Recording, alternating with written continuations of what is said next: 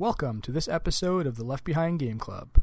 This week, we play episode 2 of Telltale Games, The Wolf Among Us. Now, this is only the second episode of the game, but we're noticing that Jacob is really taking this big bad wolf persona to heart. And I think essentially you have the option to, be a bad cop, be a good cop, or oscillate back and forth between hey, I'm just going to ask you questions, or I'm going to punch you in the face or break a bottle over your head. Yeah. I think you guys already know what I did. You just crack bottles over. I cracked bottles. I burned him with a cigar. I punched him in the face and broke his nose. And oh, so you burned him with the cigar? Yeah, I burned him with a cigar.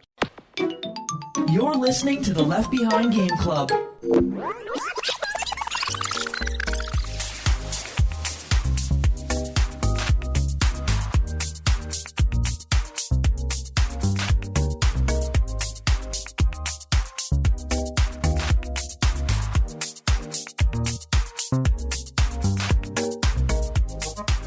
Welcome to the Left Behind Game Club, our never-ending attempt to make sure that no game is left behind. I'm your host, Jacob McCourt, and today I have two friends with me. The first friend, you know him, you love him. His name is Michael Ruffolo. I'm excited to talk about another great episode of a great game. To talk more about The Wolf Among Us Season 1, Murtadi.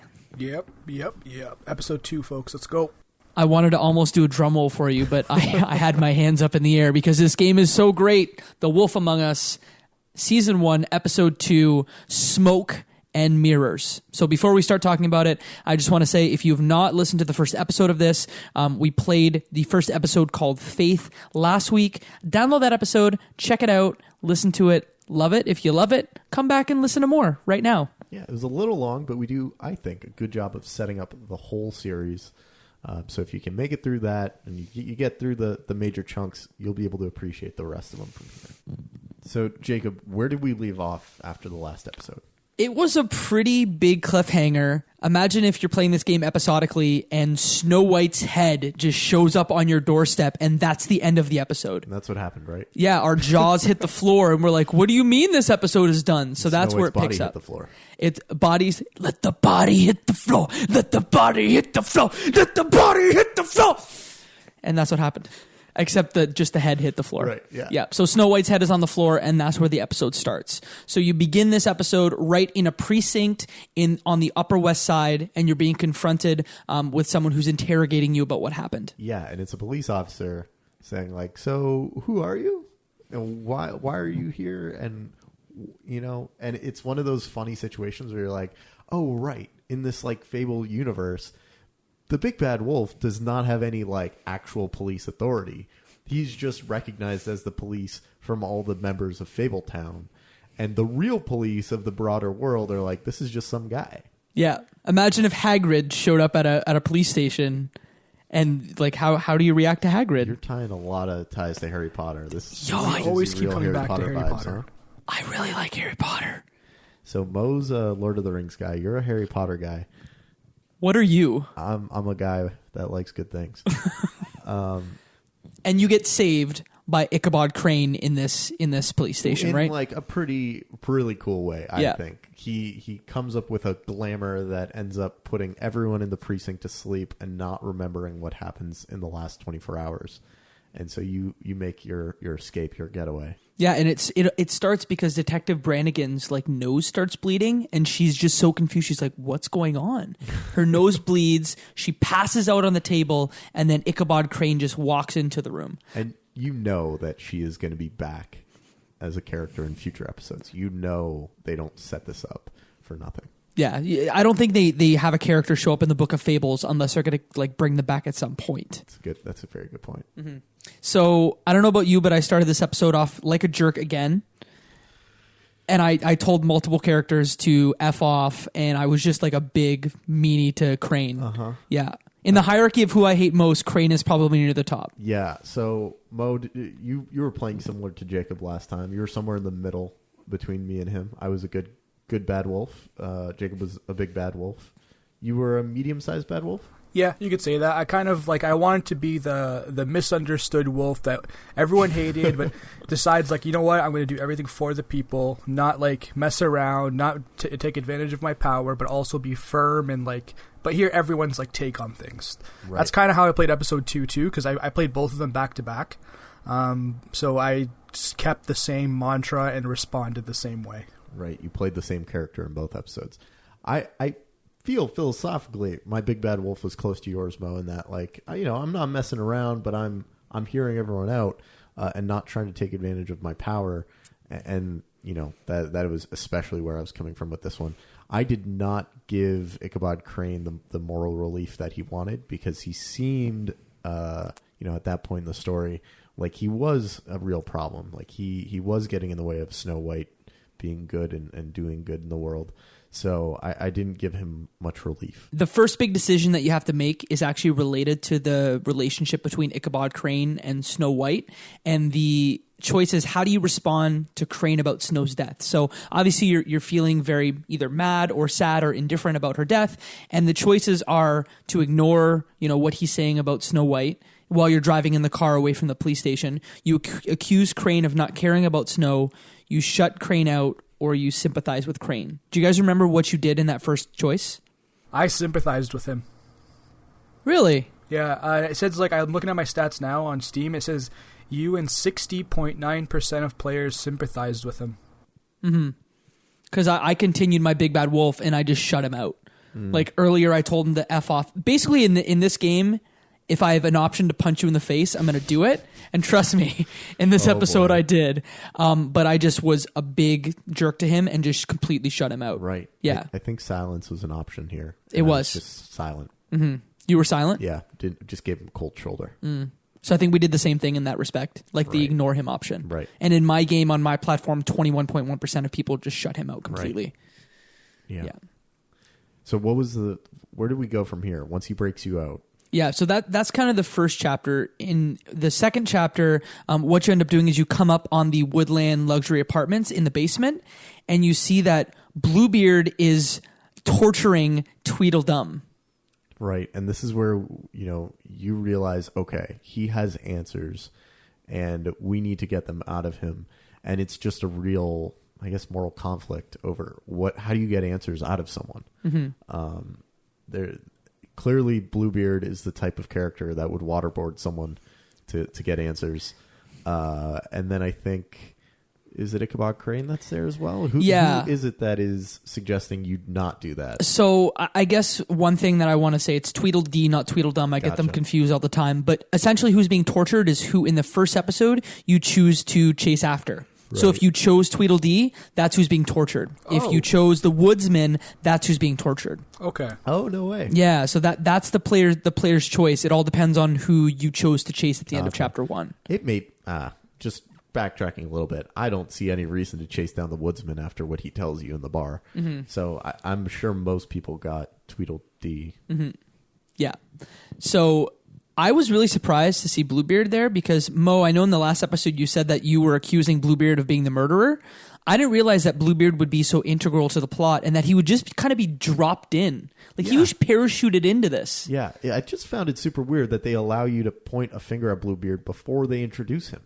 Yeah. But I think we had talked about that a bit. And so anyways, I was glad that I could finally see Bluebeard. And I immediately had that moment of okay, this guy really likes to torture people. This guy really has no qualms about torturing. But it also made me kind of realize, look, if he was a murderer, I don't know if he would be doing this in a way that, would be looking to get an answer out of someone. It seemed a little too controlled, a little too restrained for it to be, I guess, something that I had to seriously worry about. Mo, did your opinion change at all because of this interrogation? It was kind of same as you, but I think just because he was dropped in randomly, now he's so integral part of the story. I found him very convincing in the way that he's consistent. He's a very hard character, stubborn. He has his way. He wants to only do his way, and he doesn't back down from anyone. So he was all for the roughing up of your character. For me, it was the Tweedledee or the Tweedledum. I didn't have the woodsman on my seat. So, yeah, he was strange. I still don't think he's the actual murderer, just because of how consistent he was in the way he's like portrayed in the game. And I think essentially you have the option to, be a bad cop, be a good cop, or like oscillate back and forth between like, hey, I'm just going to ask you questions, or I'm going to punch you in the face or break a bottle over your head. Yeah. I think you guys already know what I did. You just crack bottles over. I cracked bottles. I burned him with a cigar. I punched him in the face and broke his nose. And so you burned him with the cigar? Yeah, I burned him with a cigar. Gotcha. Yeah, Okay. is that just like an option like most people don't have? I gave him a cigar to smoke. Oh no, I burned his hand with a cigar. At every point along the way, when it was like, you can either crack this guy's knuckles or you could shake his hand, I shook his hand. Oh, you could also do that? I'm just talking symbolically here. Mo, what did you do? I was kind of a mix between you two again. So at the same time when I came in, though, I was very upset that, like, Snow White was dead and this guy had a role in it. So I initially let him talk to kind of, like, see what was going on. And then when he kept giving me the runaround, I think I punched him in the face once. But then, like, I think he was, like, really upset. He's like, why'd you have to punch me? I'm not going to talk now, kind of thing. So I was like, okay, maybe I have to play a little bit more finesse. But I did make him bleed. And I also did give him the cigar, so I let him smoke it instead of, like, burning him with it like Jacob. So I did a little bit of both. I think we've kind of talked about our own individual temperaments about these things, about, when we say things, when we don't, when we do things, when we don't. See, my philosophy here would be, you just, you treat him kindly until he tells you the things that you need to know. And then if you want to beat the ever-living poop out of him, then you go for it, because you've got all the info you need. And maybe it's not a nice, fair, agreement, but that's how I would have done it. And so I was similar to you, Mo, except I didn't initially start with beating him. In the end of the interaction, though, did you guys get him to talk, or did you get that achievement, or what was your result after, like, going through that long interrogation process? He talked for me. He sang like a bird. He sang like a canary. Same. I also stole his money. I don't know if you guys like realize that you could. I'm a real bad cop. Like, yeah, you are. I stole his money, and Ichabod Crane's like, "You need to report that. That's not the right way." And I was just like, "Ugh." Yeah, I did. I left his money. Mm-hmm. Then Crane comes into this, right? And is that when you find out that Snow White isn't dead? Yes, because she just busts into the room, right? You're right. And she's like, "Yo, I'm Snow White. I'm alive." Yeah, she's like, "What are you doing?" And I'm like, "What? What are you doing? Are you a zombie? Is this magic?" And so, what we come to find, am I jumping ahead too far when we come to find out that it wasn't actually Snow White who was, dismembered and splayed out on the porch? Yeah.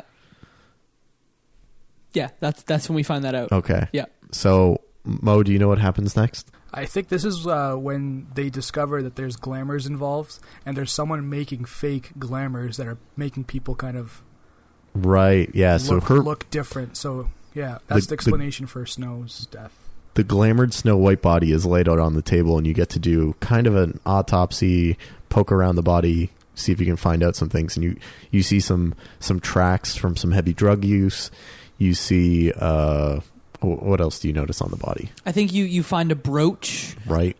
You also see kind of a similar laceration to Faith's kind of dismembered head or beheading. Mm-hmm. And then beyond that, like you said, you see the track marks, and then you see the clothing, which is imperfect, right? And it was alluded to in the past episode that some of these glamours are cheaper glamours and they're not perfect. And what you notice is that, hey, she has too many buttons on her jacket. You also look at her underwear, which is weird, Mo. Oh yeah, I think you get you try to pry open her clothing to see what was going on, but then eventually you notice there's something in her hand, and that's where you find the little spike / spell vial is what I'll kind of call them from now on. And you unlock it, and then as soon as you unlock it, you notice there's a hair in it, and that's, I believe, when the Faith character transforms back into her true self, and she's a troll, if I remember correctly. Is that what right. it was? Yeah, that's when Snow White transforms back to a troll, who we come to find out later is Holly's sister. And Holly being the bartender. Exactly. Mm-hmm. Exactly. Lily is her name. Right. Yeah, and she's been missing for a little while. And that's when you come to find out, once you open that vial, she transforms. Yeah, the glamour's broken. Yeah, bam, she transforms into a troll. Mo? And- That's the one thing I really liked is like it's a small little storyline where earlier on in the first episode, when you're confronting the bartender and Gren or whatever, the other patron, he talks about how you guys don't do anything for our city. You won't even investigate Holly's sister who's gone missing. Sure enough, this is Holly's sister that's gone missing, and it's almost like on them because they didn't investigate it that she's dead. So it's like, okay, we have a complex story on our hands. And earlier in the game, when you walk into the business office, there's a line of people that you walk past, and Gren is one of them. And he calls out the fact that you're a Mr. Big Shot. You don't have to wait in line. You can just go right in. And it's clear. You start piecing things together, and you realize that, like, you think you're doing a lot of service for the community, but there are a lot of people who are not getting the services of the police. Which is an interesting, I think, parallel to be drawn to real life that I wasn't quite expecting. In the business office, beyond Lily's body, there's also the magic mirror that's there, and then also TJ and Toad are there as well. Correct? And I don't know if you guys know this, but there's a interrogation section that you can do with Toad's son TJ. Did you do it? Because it's actually optional. You don't have to do it. Did you remember this? I don't remember it.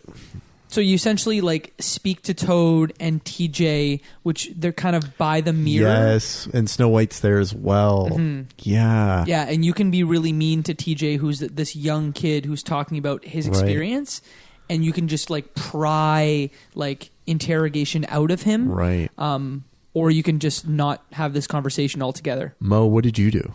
I can't remember for the life of me. I think I was nice to him, and I was very kind and didn't probe that much. He told me about the swimming, and he like saw something. Yes. I don't know if you guys did. I think that's what. Yes. Sorry, I think that's what I did. I asked him about it, and he said he went swimming and held his breath, but I can't remember what the lead that came out of that was. Yep. So I remember thinking like, okay, my big bad's got a real big bad thing for Snow White. And so I want to make sure she likes me at the end of this. And I'm, you want your big bad to be good with kids, Do you? Well, my big bad wants to be good with kids because clearly Snow White would be good with kids. She hung out with 7 dwarfs. Clearly it's the closest you get to kids in that story. So, I was very nice to little Toad Jr. And, I think I got the answers that we needed. And I think Big Bad, even my Big Bad, scolds Mr. Toad when he's like, "You're gonna get it," and you're like, "No, he's not. He was honest and he was truthful, and that's what you want out of a kid. You don't want someone who's gonna lie to you."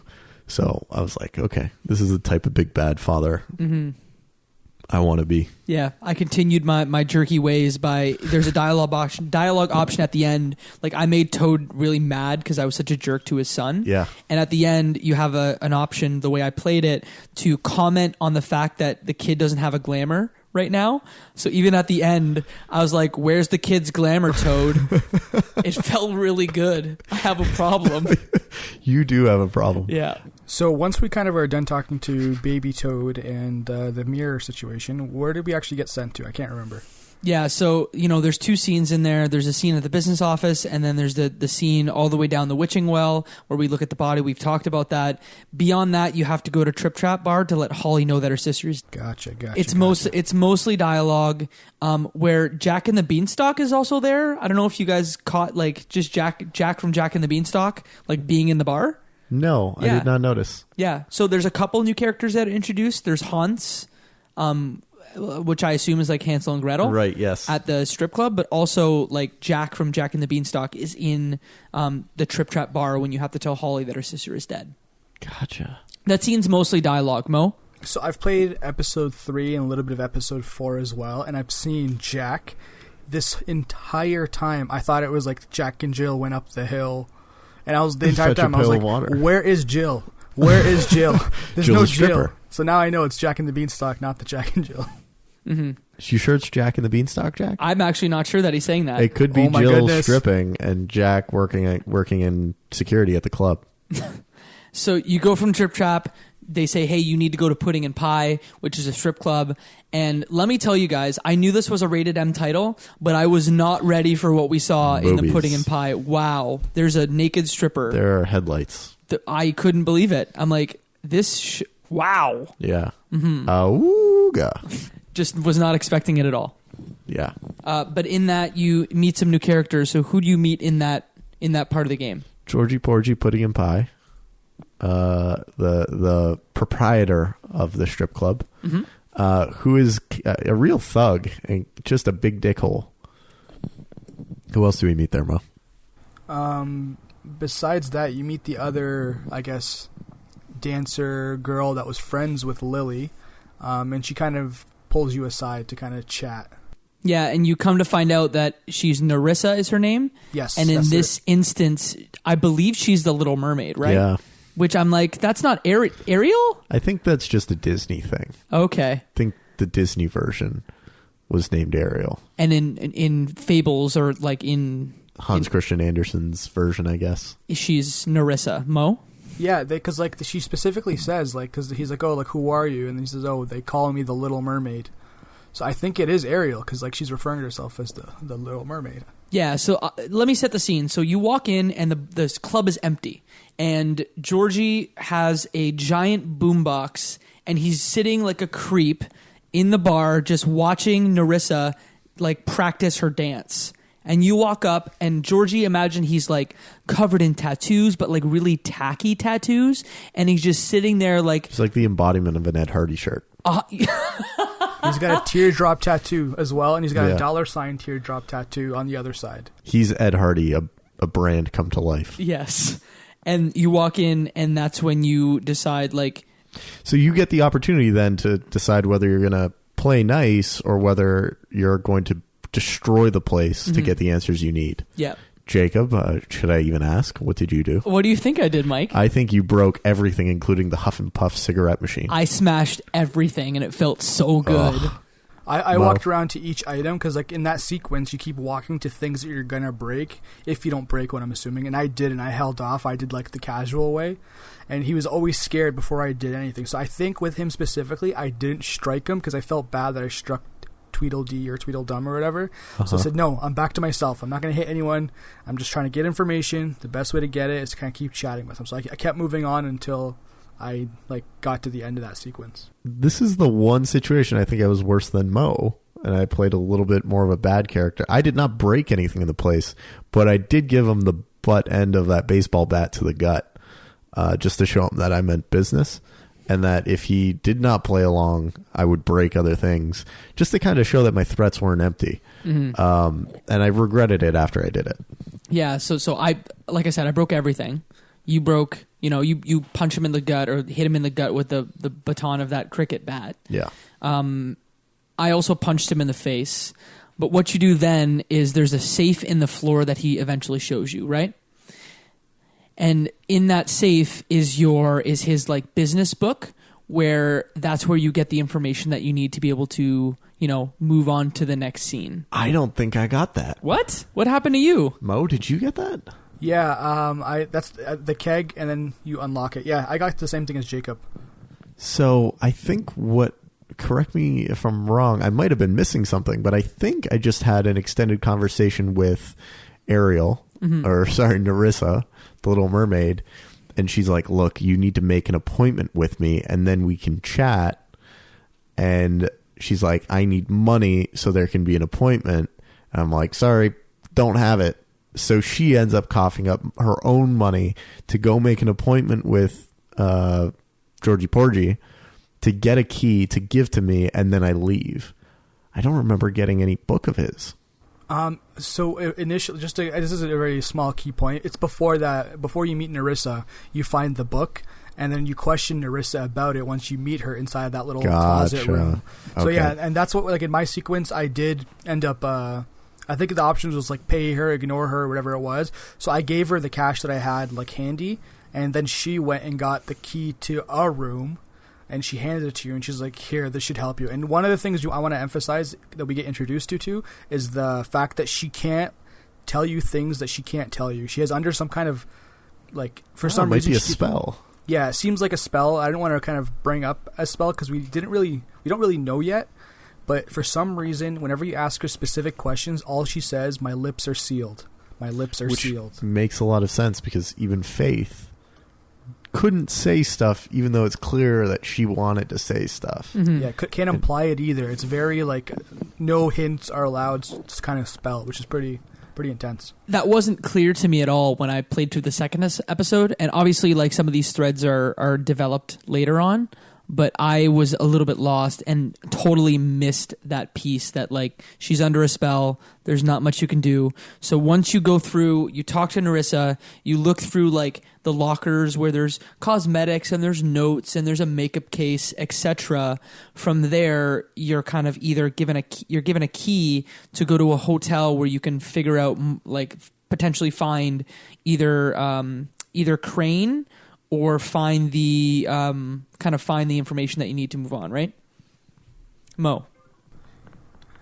Okay. From there, when you get your key, you go to the actual like hotel / apartment complex that she kind of pointed you to, and when you walk in, you're kind of investigating. You end up ringing one of like the bells for the assistant, and who shows up? It's Beauty. She's working as the like administrator / like welcome desk person, and she's surprised to see you. Of this really seedy motel. Yeah. Yeah, and like just as like the reminder too, you ran across her way in for episode 1, and she told you, please don't tell Beast what I'm doing. I'm okay. And now you see where she was running off to. She's working this really late night job at this hotel. And she just starts saying to you, like, it's not what it looks like. It's not what it looks like. And you allow her to explain, and she says, I just work the front desk. And then you realize, like, oh, well, this might be a good situation of you owe me a favor, Beauty. And also, everyone who's walking in here. You see things. And unfortunately, you find out Beauty doesn't see a lot of the stuff that happens. She kind of, keeps a closed eye on a lot of the comings and goings of the place and just does the bare minimum of her job. Yeah, and eventually she's worried about losing her job, but you kind of talk to her and she ends up saying, okay, I'll let you walk through here, but like if anyone sees you, like pretend like I'm kicking you out and just walk right out of the apartment complex. So when you go up the stairs into the actual rooms, earlier on you were told, I think it was like room 204 or something is the one you have interest in, but you get a key to another one, or vice versa. I might be missing a specific thing. So you go to your room that you were assigned, investigate, sure enough, nothing there. And then you realize, he was in a different room. Something happened in another room, and that's when you kind of walk up to the room in question, aka room 207. I had a different interaction here. So what was yours? So I was given the key to room 204. Yep. And you're free to roam the hall and do things in whatever order you want. Did you listen in on the doors? No, I just kicked the door down. Oh. Or like I'm the big bad wolf. I do what I want. So I walked up to room 207 and I went to kick the door in. And I think you like start the kick the door in, but you don't actually kick it in until a confrontation happens. Mike, what happened before the confrontation that's about to happen? Do you remember what happened? Did you go into room 204? Did you knock on room 207? So I went down the hallway and I checked door after door, and you can listen in on the doors to hear what's happening, which I did just to see if I could pick up on any common characters, just to see if there was any conversation, things like that. You could, I think, knock on the doors, which I thought, like, that's a bad idea. I'm not going to do any of that. And then I think what you're alluding to is when you get to that final door, the door you realize you need to get into, that's when Beast shows up. Yeah. Mo? Yeah, so Jacob, I know you're leading into that. So I guess it's, depending on which door you get to, I guess you activate the Beast interaction once you get to that final door. So for me, I went to one door, there was nothing really in it, I was investigating, no leads. But once I like kind of open up room 207, Beast walks up from behind and he's like, hey, like what's going on? Like you're running off like with Bigby. I knew this was happening, blah blah blah, and you can see him like transforming into Beast. It's a pretty bad scene. Charming. It's a pretty bad scene because it does not look good. No, it's you with a key in your hand, going towards a door with his wife, who has been lying, and also depending on your choice previously, I know I lied to him and said I had no idea. So it is not a good scene, and you definitely understand why Beast is jumping to that conclusion. It was so perfectly set up. Yeah. For that kind of like Beast thinks, two Fables are about to get it on. Right. Yes. Right. Sorry to be blunt about that. Yeah, so like that's the interaction. You start the sequence of like fighting Beast, like punching him. I think one eventual like decision is like Beauty is like, hey, like he's had enough or something like that, and you decide you punch him again or you pull back. I pulled back obviously because I knew he was just fired up and like didn't understand what was going on. But you eventually, I think, knock him into the doorway of room 207, and that's when you see like the bloody scene of a bed dripping with blood. And you realize, holy smokes, this was a good lead, and it's leading us towards the right direction of what's going on. Did you lay off of Beast? Or No, you leaned in? I punched Beast in the face again. I didn't. I did what Mo did. I pulled off that any chance that I had to not beat him too senseless, I did. But going back to your point, Mo, you break into the room, you find a bloody bed. Everyone starts calming down because they realize what happened, and you get a chance to explain yourself to Beast. He ends up guarding the hallway, and Beauty is just standing there with you as you start to investigate the room. What are the key things that you guys find in the investigation? Well, like, set the scene. This bed is, just imagine a motel room bed, and it's just covered in blood. Like, there's a sea of blood in this bed, and you kind of have to look around the room. There's another tape deck. There's, a dress in the closet, and there's some other items in the room, Mo. Yeah, and did you mention the flowers as well that are sprinkled around the bed? So it almost seems like it was like a ceremonial like murder. That's what I got from it initially, because it's a bed like Jacob said, but there's flowers sprinkled around. And I don't know if I'm jumping a little bit too fast, but you eventually find a photo of Snow White laying on like a bed in her fable, and she's surrounded by flowers as well. So it almost looked like someone was like trying to reenact like walking up to the actual Snow White while she was sleeping. It was so creepy. Yeah, it was kind of like this is either like a sacrifice, because before you see the photo you think like maybe they're just trying to do a spell, because we kind of get a sense that there's some magic in this game as well. But something looks really, really messed up, because it's, once again, bed filled with blood, flowers around it, and nothing looks really right. Yeah, so you start to jump to conclusions. You see the storybook, and what your big bad wolf starts to put together is that much like Snow White in the fairy tale, I think the exact quote is the bed matches the coffin. So that like you're trying to what's trying to be recreated is Snow White in the coffin, in a slumber, and that's trying to be recreated. You use a cassette in the cassette player. There's an apple on the floor, and that's when you discover an envelope on the floor, right? Yeah, that's the one with the photos. If you're leading me down that path. Yeah, that's what I'm leading you down, and that's when the big revelation of the episode comes out. And what is that revelation? Ichabod Crane is a perv. That's exactly what's set up. There's a cutaway to someone that looks like Ichabod Crane looking in the mirror, and then breaks it, and then runs away, and you're set up to go chase Ichabod Crane. Jacob, you're freaking out right now. Can I just point out something that you said that may go nowhere, but I never thought of? Repeat what you said about Ichabod Crane. It's someone that looks like Ichabod Crane. I didn't even think about that. So set the scene. It's Ichabod Crane. He's a big, creepy guy who's like standing over the body of Snow White, who we now know is glamored. Mm-hmm. But I didn't think at all that Ichabod Crane could also be glamored. Yeah. So I didn't think about it initially at first. And then I realized, like, this is not a scene that a murderer just leaves. And they definitely don't leave photos of them with the victim. So my gut take is that it wasn't actually Ichabod Crane. It's someone trying to set him up, because he is the de facto mayor or head of the Fable government, and they're trying to take him down and claim control when the vacuum ensues. Yo, good insight, Thank Mo. you. Not to preview the next episode or anything, but Mike, I had the same kind of opinion afterwards. When I finished the game, I'm like, oh man, he's definitely the murderer. He's definitely the guy that did it. But then before I started episode 3, I was kind of like, you know what? Like, there's a lot of magic. There's a lot of glamour. It would be way too sloppy and way too easy. He seemed like a little weasel and like a terrified little brat. How could he have can put all this together and ran away and is damaging everything? So I wasn't convinced that it was him, but at the same time, that was the best lead we had. And no matter what, he would know what was going on. Like, some way or somehow he's connected to someone that's doing something. Yo, I didn't even think of that. Did you guys play the cassette as well? Yeah. Yes. Yeah, and it's just like fairy tale music that sets the scene. That was so creepy. It was like an episode of Law & Order SVU, but in the Fables universe. Dun dun. Wait, so you guys did see the actual photo of him praying over her while she was asleep, right? Yes. Yeah, he's hanging over her while she's asleep. Yeah, and it's kind of the creepiest thing, and that's why I kind of think it's definitely him that is responsible for something, or maybe he's part of it.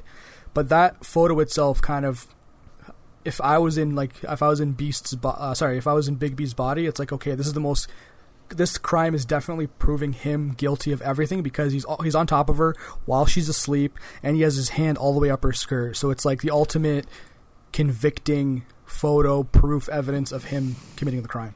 Yeah, I didn't see that at all, but all that I could think to myself, I wrote, this is the last note I have about this, is I don't feel bad about Crane at all now, because I punched him a lot in this game so far. He's a big creep, and we're going to get him in the next episode, I hope. Right. Yeah, Bigby's definitely fired up to kind of take down the guy who's praying over his girl. So is there anything else that happens in this episode? This is where that's where it breaks off, right? Yeah, the cliffhanger. Okay. Well, I really like this episode, guys. It was good. I felt pretty early on, I was like, oh, okay, this is early in the game, and I feel like I know what happens. Mm-hmm. I feel like I know who the bad guy is. I feel like I know what I need to do next.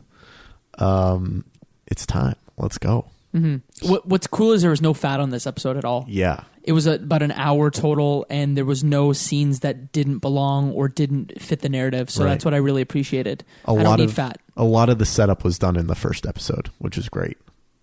So the world building just continued.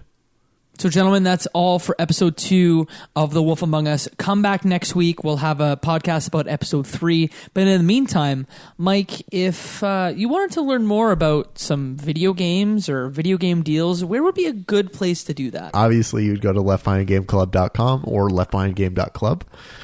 There's a big fat link to join our Discord server, and there are a ton of really cool people talking about cool older games. There's a lot of people talking about cool new games. There's a good discussion happening around Red Dead Redemption 2 now. And there's also a big fat game deal section, which continues to be a massive drain on my funds. And yeah, I need to stop looking at it. Jacob, where can you go if you want to talk more about this? So we've started a subreddit for the Left Behind Game Club. So that's r/Left Behind Game Club. We're dropping all the links related to the show, as well as some cool things that tie into the show. So if you like Reddit, if you're on Reddit, join us at reddit.com/r/Left Behind Game Club. Whoa. And Mo, where can the people find you at? You can find me at Murtadi on most social media platforms and murtadi.com. Jacob, where can the people find you at? At Jacob McCourt on the internet and at jacobmccourt.com. And Mike, where can the folks find you on the interwebs? michaelruffolo.com. You can also find me at the Left Behind Game Club Discord server. And you can find me on most social places online at RuffoloM. RUFFOLOM. And that, my friends, is one less episode left behind.